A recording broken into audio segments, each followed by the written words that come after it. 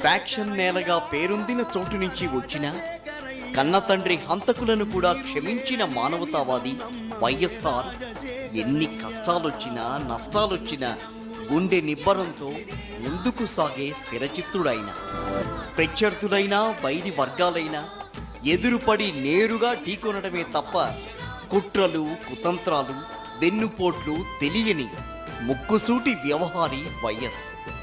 తనను నమ్ముకున్న వారికి అన్ని వేళలా దన్నుగా నిలిచే తత్వమైనది. మాటంటే తప్పని మనిషి, మడమ తిప్పని సాహసి. ఇన్ని లక్షణాలున్నాయి కాబట్టే ఆయన్ను మామూలు మనిషి అనుకోలేము, అనితర సాధ్యుడు అనుకోవాల్సిందే. అదేవిధంగా మామూలు రాజకీయ నాయకుడు అనుకోలేము. తన సమకాలీన రాజకీయ నాయకులెవ్వరికీ లేని ప్రజల పట్ల కమిట్మెంట్ ఆయనకే సొంతం. ప్రజల మధ్య నుంచే వచ్చినవారు.